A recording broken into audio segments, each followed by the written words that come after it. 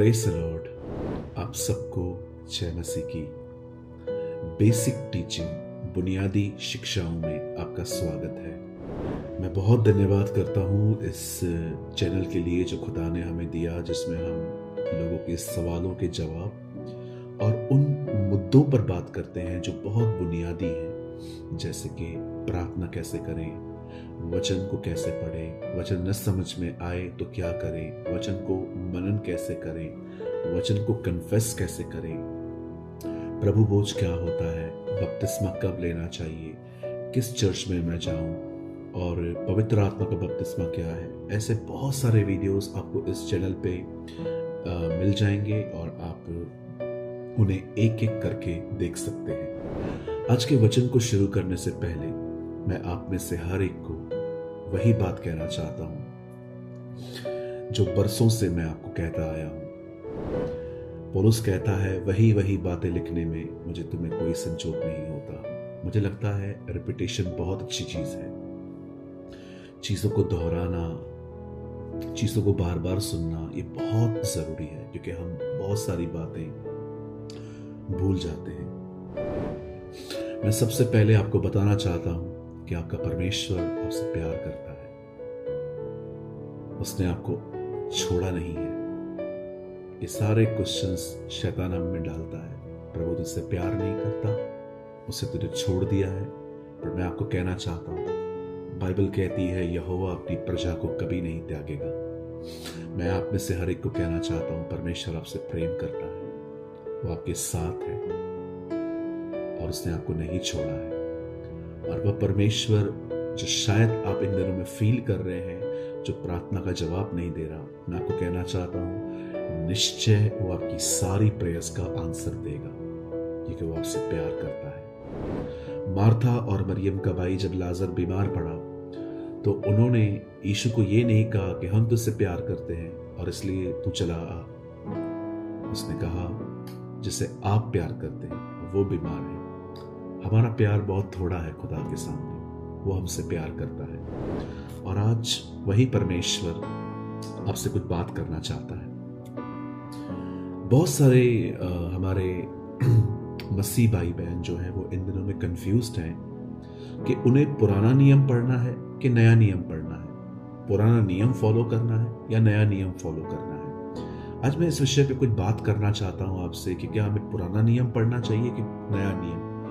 इससे पहले कि मैं आज के वचन में आपको बताऊं, आजकल बहुत सारे घरों में 10 आज्ञाएं लिखी रहती हैं एक पेंटिंग के अंदर। कई लोग इस बारे में भी सवाल पूछते हैं, क्या ब्रदर ये 10 आज्ञाएं माननी है, क्या मानना है। आइए मैं आपके सामने एक वचन रख रहा हूं। ये मत्ती 5 अध्याय में है और वो 17 है। मत्ती 5:17, यह न समझो कि मैं व्यवस्था या भविष्यवक्ताओं की पुस्तकों को लोप करने आया हूं।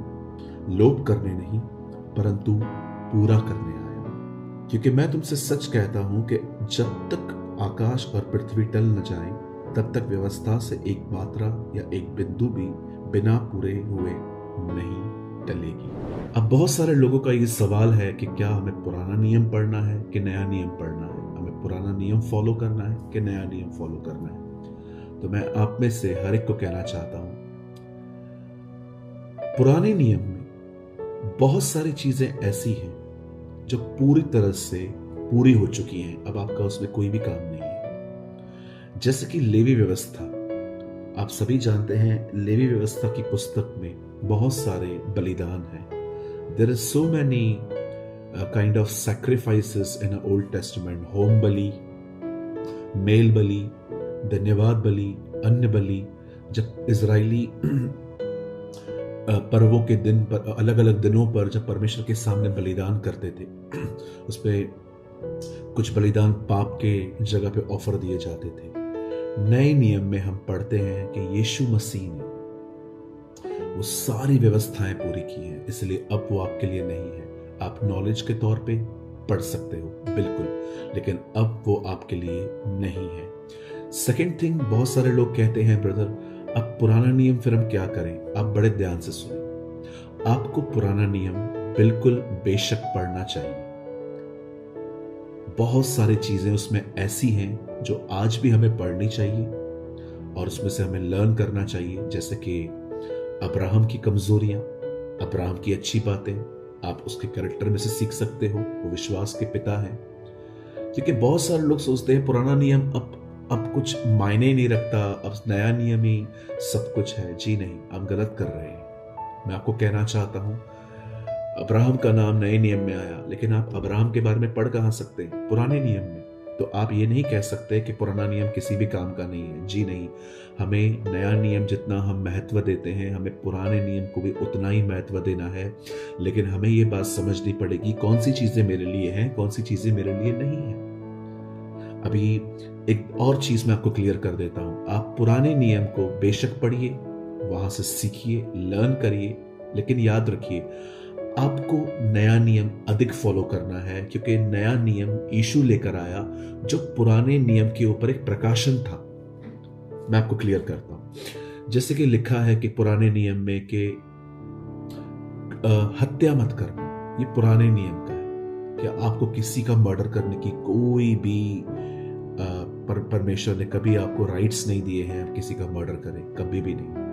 अब ये पुराने नियम में है, 10 आज्ञाओं में है, तो किसी की हत्या न करना। पर हम नए नियम में क्या पढ़ते हैं? यीशु ने कहा तुम सुन चुके थे हत्या न करना। मतलब यीशु पुराने नियम की बात कर रहा है कि तुम सुन चुके थे, पर मैं तुमसे यह कहता हूं क्रोध भी मत करना। यीशु जानता था हत्या फल है, क्रोध जड़ है, और बाइबल कहती है वो जड़ काटने आया। तो आपको कौन सा क्या फॉलो करना चाहिए? अब आप कह सकते हो ब्रदर मैं मर्डर नहीं करता, मैं पुराना नियम फॉलो करता हूं, लेकिन पुराना नियम नहीं, हमें नए नियम की आज्ञाओं को मानना है, जहां पर लिखा है अब तुम्हें गुस्सा भी नहीं करना है। दूसरा, आप और आगे पढ़ेंगे तो यीशु ने कहा तुम सुन चुके थे व्यभिचार न करना, ये भी 10 आज्ञाओं में है, लेकिन यीशु ने क्या कहा? मैं तुमसे कहता हूं किसी स्त्री को देखकर अपने मन में उसके लिए कल्पना मत करना। व्यभिचार जो था वो फल है, लेकिन मन में सोचना जड़ है। यीशु जड़ काट रहा था। तो हमें समझना पड़ेगा कि हमें नए नियम की सारी आज्ञा माननी है और पुराना नियम हमें लर्न करना है, हमें समझना है। बहुत सारे लोग जो है वो आज भी आप देखते होंगे बहुत सारी पुराने नियम की चीजों को फॉलो करते हैं जो ऑलरेडी कंप्लीट हो चुकी हैं। मैं बिल्कुल भी इससे सहमत नहीं हूं कि आप पुराना नियम त्याग दें, आप पुराना नियम पढ़े ही नहीं, वहां कुछ भी नहीं है। जी नहीं, अभी भी वहां पर बहुत सारी चीजें हैं जो पूरी होनी बाकी हैं। वहां पर बहुत सारी भविष्यवाणियां हैं जो अब भी पूरी होने वाली हैं। यीशु के आने और उठाए जाने और उससे पहले बहुत सारी बातें हैं और बहुत सारी खूबसूरत आज्ञाएं हैं वहां पर। जैसे पुराने नियम में एक खूबसूरत आज्ञा है कि अगर हम किसी बुजुर्ग से मिलते हैं तो हमें खड़े होकर उनको ग्रीट करना चाहिए, और बाइबल कहती है इस तरह दिखाओ कि तुम अपने परमेश्वर का भय मानते हो। और भी बहुत सारी ब्यूटीफुल कमांडमेंट्स हैं बाइबल के अंदर कि अगर आप किसी की खोई हुई चीज को आपको मिलती है तो आप उसे वापस करके आओ। पर मैं आपको बताना चाहता हूं आप पुराने नियम से भी सीख सकते हैं, लेकिन आपको सबसे ज्यादा नया नियम फॉलो करना चाहिए, क्योंकि यीशु मसीह ने कहा मैं पूरा करने आया हूं। उसने पुराने नियम की सारी बातें पूरी की हैं और अब वो उसने उसके ऊपर हमें एक नई व्यवस्था, जिसे मसीह की स्वतंत्रता की सिद्ध व्यवस्था याकूब में लिखा है 1 अध्याय में, उसने हमें ये दी है। सो इवन पॉल भी कहता है विश्वास सुनने से, सुनना मसीह के वचन से। आप पढ़ सकते हैं मसीह, क्राइस्ट, मसीह नए नियम में है। पौलुस भी नई भाषा को ज्यादा उठा रहा था। सो मेरे भाइयों मेरी बहनों, बाइबल कहती है आप पुराना नियम भी पढ़ें, बाइबल कहती है नया नियम भी पढ़ें। पुराना नियम आप सीखें, उसमें से क्या क्या है, अब्राहम से सीखें, दाऊद से सीखें, एक अच्छी नॉलेज हासिल करें, लेकिन आपको स्टैंडर्ड जो है आपका वो न्यू टेस्टामेंट है। हमेशा याद रखिए, अब आपका स्टैंडर्ड ओल्ड टेस्टामेंट नहीं है, आपका स्टैंडर्ड जीसस है। मेरे पीछे हो लो, ही इज अवर स्टैंडर्ड। आप पुराना नियम एक नॉलेज के तौर पे पढ़ सकते हैं और उसे पढ़ना भी है, क्योंकि बहुत सारी चीजें अब तक वहां पूरी नहीं हुई हैं। वहां पर से हमें आज्ञाओं को सीखना चाहिए, वर्शिप सीखनी चाहिए, खुदा के साथ चलना सीखना चाहिए। और हम उसे लर्न कर सकते हैं, कंपेयर कर सकते हैं। इब्रानियों की पूरी जो पत्री है वो नई और पुराने नियम को कंपेयर करती है कि यीशु स्वर्गदूतों से महान है, मूसा से महान है, उसका खून सब बलिदानों से महान है, उसका बलिदान सब बलिदानों से उत्तम है। वो नई प्रतिज्ञाएं और उत्तम प्रतिज्ञाएं लेकर आया। एक वर्ड हिब्रूस में बहुत बार लिखा है, बेटर, उत्तम, वो यीशु मसीह लेकर आए हैं।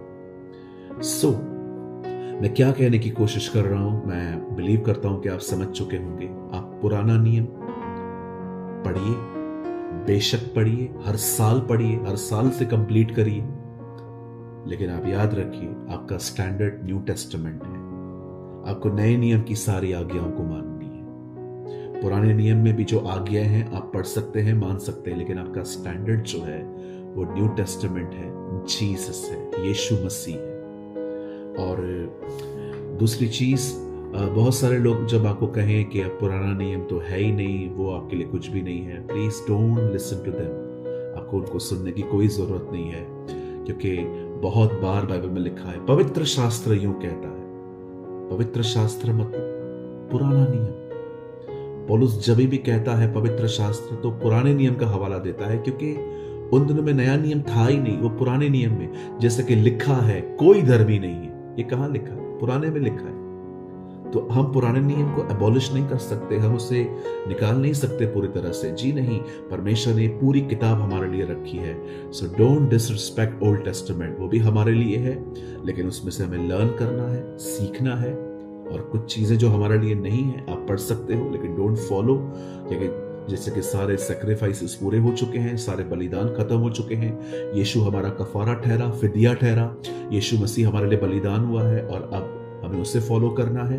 लेकिन नए नियम की हर चीज हमें फॉलो करनी चाहिए, क्योंकि वो यीशु मसीह ने कही है कि आओ मेरे पीछे हो, आओ इन बातों को मानो अब। और अगर आप कहेंगे नहीं ब्रदर मैं पुराने नियम की भी सारी बातें मानूंगा, तो बाइबल कहती है पुरानी दाखरस और नई दाखरस जब वो मिक्स होंगी, बर्स्ट होंगी। पुराना दाखरस नई मशकों में नहीं बढ़ते। New wine skins, new testament, new life. मैं ये विश्वास करता हूँ, और मैं उम्मीद करता हूँ इस छोटे से वचन के द्वारा आपने कुछ लर्न किया होगा, समझा होगा कि पुराना नियम मैं पढ़ सकता हूँ, लेकिन नया नियम मेरा स्टैंडर्ड है। मैं बिलीव करता